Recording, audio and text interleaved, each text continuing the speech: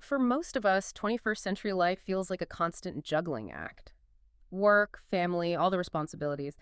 It often seems like 24 hours just isn't enough, right? And even when we try our best with diet, exercise, sleep, this pace can leave us feeling, well, drained. It impacts our bodies right down to the cellular level. So today, we're diving deep into a really interesting question. What if one of the fundamental building blocks of our health could actually be a key to pushing back against this constant onslaught? We're talking about amino acids. And just to give you a sense of how big this conversation is getting, get this.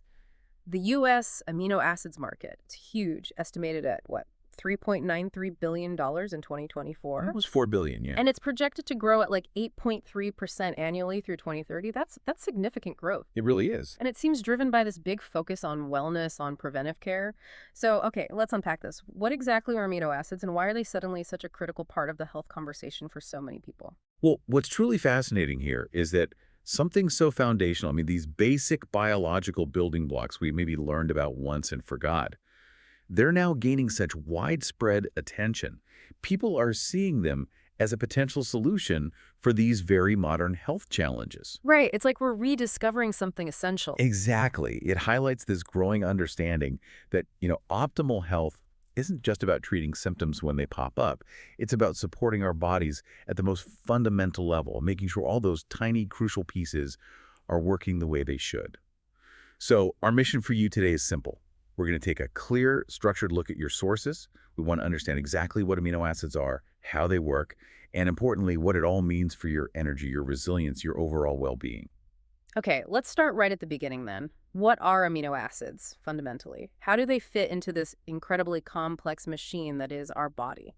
Right. So at their core, amino acids are these individual compounds. Think of them like Lego bricks. Okay, I like that analogy. Yeah, and these bricks link together to make proteins.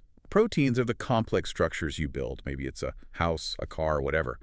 When you eat protein, chicken, beans, whatever your digestive system gets to work, breaking it down into these individual amino acid bricks. Got it. So digestion unlocks the bricks. Precisely. Okay. And then the body takes these bricks and repurposes them in just incredibly diverse ways to carry out all sorts of essential functions. We're talking building and repairing muscles, obviously, but also causing critical chemical reactions, transporting nutrients around, bolstering your immune system. It's way beyond just muscle. Oh, absolutely. Preventing illness, and just a whole host of other processes that keep you going every single day. And what's really remarkable you mentioned is how the body actually categorizes these amino acids. There are 20 of them. 20 different ones the body needs for good health, yes. And it's not just a random collection. There are groups, right? 3 distinct classifications. Exactly. And understanding these categories is really key to grasping why they're important and how they work differently. First up, you have the essential amino acids. These are the non-negotiables, meaning your body absolutely cannot make these itself. Zero capacity. So you must get them from outside sources. Food, primarily, or supplements. Food or supplementation, yes. There are 9 of these essential ones, and each one has unique, really powerful responsibilities in the body. Now, among these 9, you've got some real specialists. For instance, you often hear about BCAAs. Branched-chain amino acids, right. Popular with athletes. That's them. That's leucine, isoleucine, and valine. They're grouped together because they're powerhouses for muscle repair, muscle growth, and providing energy. They're absolutely cornerstone for physical vitality, especially if you're active. They're involved in regulating blood sugar, helping wounds heal. Wow, okay. So important, even if you're not hitting the gym hard. Definitely. Then there's tryptophan. This one might surprise you. Why is that? Because it's the direct building block for serotonin. Ah, the happy chemical. Exactly. That vital messenger in your brain impacting mood, appetite, sleep. Tryptophan is where it starts. And it also helps make melatonin, which is critical for regulating your sleep-wake cycles. So better mood, better sleep, potentially linked back to this one amino acid. It plays a direct role, yes. Then you have lysine, another critical one. It's vital for building muscle, sure, but also for bone strength because it helps you absorb calcium. Oh, interesting. Bone health, too. Yes, and helping you recover from injury or surgery, regulating hormones, antibodies key for your immune system and enzymes. It might even have some antiviral effects. That's a lot of jobs for one amino acid. It really is. Then there's histidine. This one's interesting for overall growth, helping make new blood cells and maintaining the myelin sheath. Myelin sheath. That's the protective coating on nerves. Exactly, like insulation on a wire. Crucial for nerve signals. and it also metabolizes into histamine. Histamine, like in allergies? Well, yes, but histamine also plays important roles in community, reproductive health, and even digestion. It's not just about allergies. Okay, learning something new there. Then methionine. It contributes to healthy, flexible skin and hair, often working with another amino acid, cysteine. Promotes healthy nails too, and it also plays a role in absorbing key minerals like selenium and zinc, and even helps your body get rid of heavy metals like lead and mercury. Wow, detoxification too. hmm And phenylalanine helps your body use other amino acids, proteins, and enzymes. It also converts into tyrosine, which is needed for specific brain functions like making some neurotransmitters. Like dopamine. Things like dopamine and norepinephrine, yes, which ties back into mood and focus. And finally, threonine. Necessary for healthy skin and teeth, it's actually a component of tooth enamel, collagen, and elastin. Collagen and elastin, so skin structure and elasticity. Exactly. It also helps metabolize fat and might even benefit people dealing with indigestion, anxiety, or mild depression. It's genuinely fascinating how diverse their job descriptions are. It's not just one thing. Not at all. So those are the 9 essentials you must get from outside. Then the second category is non-essential amino acids. The name tells you. The body can make these itself. That's right. Your body naturally produces these, so you don't necessarily need to focus on getting them from external sources, though they are in foods too. There are 4 of them: alanine, asparagine, aspartic acid, and glutamic acid. Okay. And the third category? Is conditional amino acids. Conditional because, well, normally your body makes enough of these, but under specific circumstances like when you're sick or under significant physical or emotional stress, your body's demand might outstrip its ability to produce them. So then they become essential, sort of. In a way, yes. Getting them from your diet or supplements becomes more important during those times. This group includes arginine, cysteine, glutamine, tyrosine, glycine, ornithine, proline, and serine. 8 of them. Okay, that makes sense. Essentials, non-essentials, and conditionals. Yeah. Got it. So we've unpacked what these building blocks are, their amazing variety, but let's talk consequences. What happens if the body's construction site runs low on these crucial supplies? What are the real-world ripple effects of a deficiency for your health? Yeah, that's incredibly important because if you don't have enough of these amino acids, especially the essential ones, your body just struggles. It can't produce proteins effectively.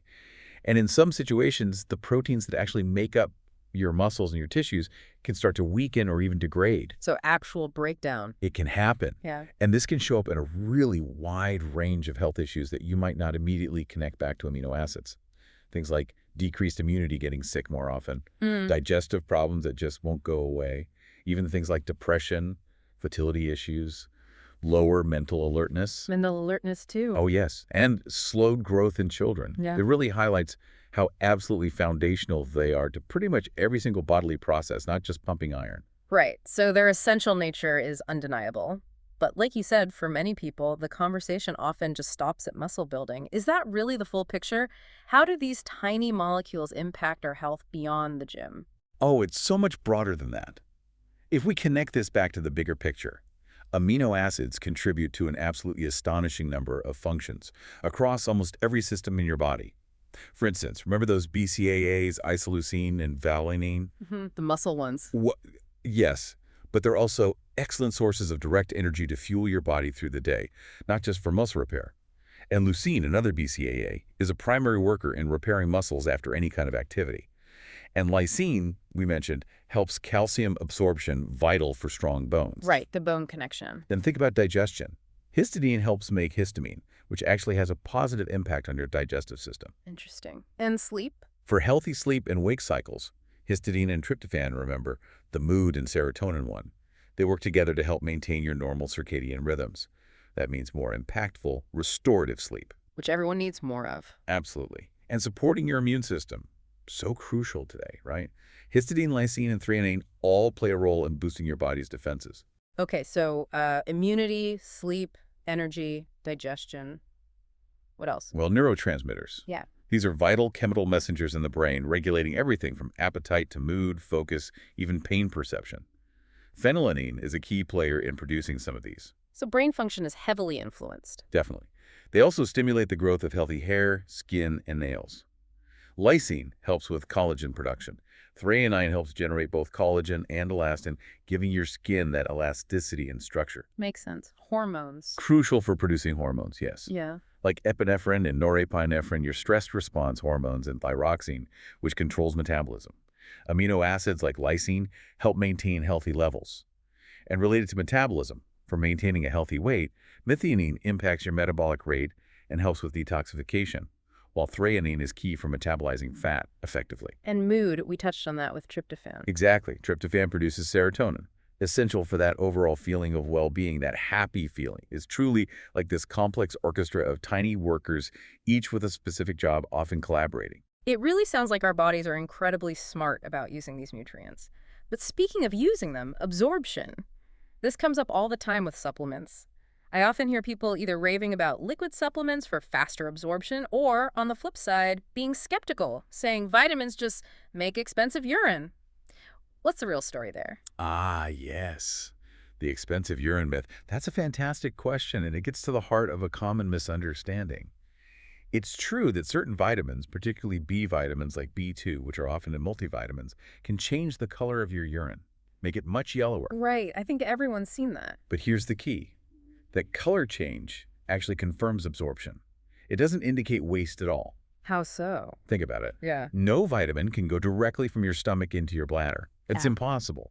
The only way it can change your urine's color is if it's been filtered out of your bloodstream by your kidneys. And the only way it got into your bloodstream is if the supplement was successfully broken down in your digestive tract, absorbed through the intestinal walls, and then circulated to your body tissues. So the kidneys filtering it out means it was absorbed first. Precisely. Seeing that color change is actually proof the nutrient made it into your system and was available for use. The body just excretes the excess it doesn't need at that moment. Wow. Okay, that completely flips the script on that whole idea. What looks like waste is actually a sign of success. Exactly. It's a paradigm shift for many people. So if that's the case, this idea that faster absorption, like from liquids, is always better, is that necessarily true? Not necessarily, no. Yeah. While a liquid supplement might technically be absorbed, say, 20 to 30 minutes faster than a capsule or a tablet, in the grand scheme of things, that small time difference doesn't really translate into a noticeable nutritional advantage for your body. Okay. So why not? Well, in fact, for certain nutrients, especially if you're taking higher potencies, slower absorption can actually be preferable.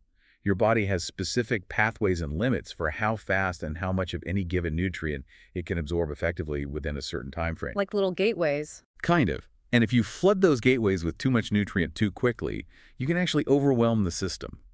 When that happens, you might not absorb it all efficiently, and some might actually be wasted because the body just couldn't handle the rush. So slower can be more efficient sometimes. It can be. This is exactly why you see many amino acid supplements, for example, available in time-released formulas. Ah, that makes sense now. To allow for a more gradual, sustained, and efficient uptake by the body's systems. You got it.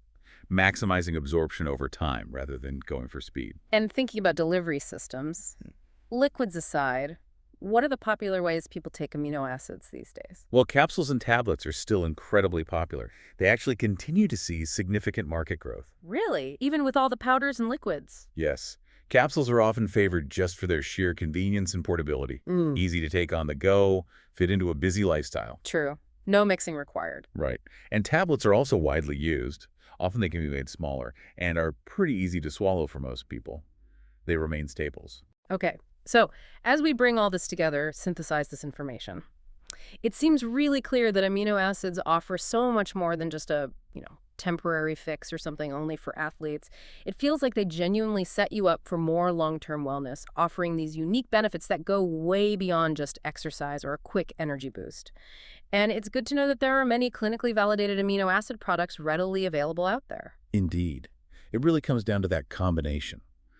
A balanced diet, providing a good foundation, potentially coupled with strategic supplementation where needed. That seems to be the key to ensuring you're getting an adequate intake for all the incredibly diverse needs your body has, supporting everything from your immune system to your mood to your cognitive function.